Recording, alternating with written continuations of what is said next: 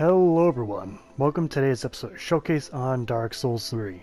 Now, I woke up to find, I have more than 200 subscribers. Yay, I guess. I did have prepared a video, but it's not quite done yet. I'll get on that later today. Anyhow, for today's video I decided to do the last bow. The last bow in general. Why? Because I consider it the best. Maybe because of nostalgia, but it's the Dragonslayer Greatbow. Now, I think it's been in all Dark Souls. I'm not sure about Dark Souls 2, I'm a little murky on the memory of that, but I think it was. And we all know it's from the first one for obvious reasons. Anyhow, a greatbow used by the great Dragonslayer, or used by Dragonslayers during the Age of Gods. Far greater in size than any normal bow and far more devastating. The bow must be anchored to the ground when fired, a time-consuming operation that leaves the user vulnerable. Only specialized great arrows can be fired from the bow. We got the skill, which is the puncture arrow, same as all of them but the millwood. Masterly fire off a great arrow that pierces through enemies all in its path, inflicting damage. So it's pretty much a punch through. And it can puncture or do damage through shields. Not a whole lot of damage as we discovered, but it'd probably be the same case this time around too. Now, visually, well, it's remained the same visually as it always have. It's always been nice, large, and have nice engravings on it. Whether that's pretty much the idea of it, well, it is. We know it's infamously used at a certain part of Dark Souls 1, one that no one truly forgets at night, and it haunts their nightmares. We all struggled once there. Once. Moving on to the stats for the Dragonslayer Greatbow. Well, physically we got obviously good damage. Not only that, we actually have good bonus damage too. More than half, which is awesome. The range is 50, which is much greater than a longbow. So I won't go as far as the Oni Slayer, but to be honest, I don't think it's really going to make much of a difference depending on how we use this Greatbow. The attribute bonus, we got 2 Ds, one for strength and one for dexterity. Then we have the attribute requirement, which is 20-20 each for dexterity and strength. Alright, not to mention you don't really need 20 strength because you double all the time. And then we have the skill, the puncturing arrow, which takes 20 FP regardless of what ammo type you use. And the weight of the weapon is 10.0, which makes it rather heavy, but it's a great bow. They're all heavy, all 3 of them. Hopefully a new DLC adds some more of these. And hopefully with a different special move. The animation and range for the Greatbow. Pretty much you get the idea, you anchor it to the ground, fire a giant arrow that looks as heavy as your arm. And you pretty much release and kill something in front of you. Now you got the stance here, very familiar. You pull it back, the arrow spins, you fire it. So I'm going to do a bit different. I might try holding the arrows now. I just never bother trying to hold arrows, but maybe I'll try and do that in the future. And see how it works for me and against my opponents. Maybe it'll be helpful, maybe it won't be. Now for the range, we've got the standard range here. I'll fire an arrow, though I'm pretty sure, yep, no drop. No drop at all. 0 drop. Fire again, just slightly off to the right. There you go. Going on to the farther range. We'll fire at the farther arch, which is a couple of meters longer. Normally where the longbow ends, this Greatbow does not. Keeps on going. Again, they should not get the same numbers to Greatbows as they do average bows. And we take it back even further. Try and aim the same spot right about there.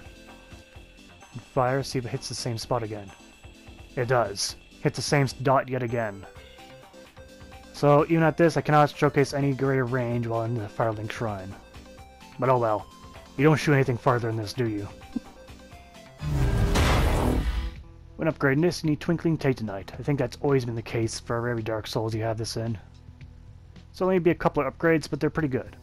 First off, the dexterity bonus goes to a C, which is nice, and we're also getting pretty good damage and bonus out of this too. So it's all said and done, the bonus damage should almost be as great as the base damage. Alright, and definitely going to be that case, isn't it? Almost. And then here's the final upgrade. You can see there. Pretty much. Just 40 damage off. You get a lot of damage out of this sucker. Very good bonus damage. So overall, it's probably my most preferred Greatbow still, even after covering the other 2.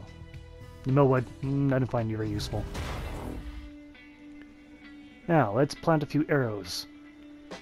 Start off, I'll be using the standard Dragonslayer ammo. Standard arrows. Okay, nearly 500 damage to the head. 460. Pretty good, pretty good. Sticking out of his head now. Well, comical. Okay, that was 310 to the body. Let's try the stance. 360 to the body. Alright. Luckily, he's been a very easy target for me today, and decided just to walk casually. Alright, let's try a headshot against these guys. If I can hit him, stop side strafing. Stop that. It's hard to hit you at this range. They're side strafing. Okay, point blank, 750. That was a death kill.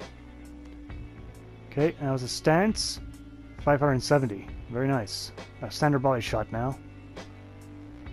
Just 500. So, all in all, plenty of damage. Plenty. Alright.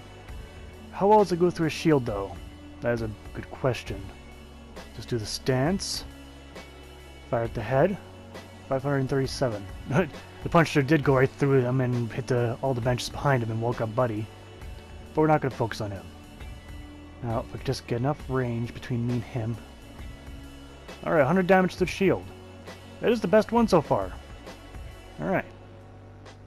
Now, taking on the Gorgal is easier said than done. Because he may be slow, but he flies around a lot, and he's invulnerable when he's in the sky. Alright, as you can see there with the stance, I'm only doing 300 damage, roughly. But I'm going to hold the arrow. There we go. 348. Yeah, nice. Nice. The problem is the annoying thing. I gotta sit here and wait. But no matter. When he does eventually throw it, I can release, because it doesn't cost any stamina to hold the arrow. So, when you hold the arrow, it's actually better against the Gorgal. Yeah, much better. But I don't think it's going to do a whole lot against the Black Knight. The Greatbow is simply too slow, but I'll try anyway. Just line up the good headshot. I think there's a headshot at 430. And there we go. Ooh! Ooh! I'll try that again. Can I knock him over again like that at point blank? Okay, maybe I couldn't do it in the midair. But hey, that was pretty nice. That was actually pretty skillful. Nice. Alright. Let's move on to the pros and cons of the Dragonslayer Greatbow. Now for the pros, it is incredibly strong, only second to the Millwood Greatbow. It is also excellent bonus damage, same thing goes for again the first rule, only second to the Millwood. Alright. And it has incredible range. That is also nice. On the cons, well, it's pretty standard cons of slow firing speed. It's upgraded Twinkling Titanite, and at 10.0 weight, it's rather heavy. So all the expected pros and cons. Now let's go on to the score for the Dragonslayer Greatbow. Damage, I'll give a 9 out of 10. The 10 out of 10 would go to the Millwood. It's stronger. But I graded that when I wasn't rating the other bows, so I didn't quite do it correctly. But it's beside the point now. Reach, 10 out of 10. You know it's only 50 compared to the Oni Slayer. Let's be honest, if you're shooting anything beyond the range that I fired in my test, you're a wizard if you can hit a headshot consistently. Not saying you can't, just saying there's not too many of you. Okay, for bonus, I'll give it a 9 out of 10. The bonus for 10 out of 10 will go to the Millwood, because as I realize now, it's the strongest of all of them. Misk, I'll give a 6 out of 10. It pretty much comes second in terms of overall damage, but it comes first in nostalgia. Still a plenty good bow. You can even use it as a main weapon if you tried. Now, in total, I give the Dragonslayer Greatbow 34 out of 40, which is a must-have. Certainly is. Definitely a must-have. So, in the end, I'd rather take the horse I rode in on.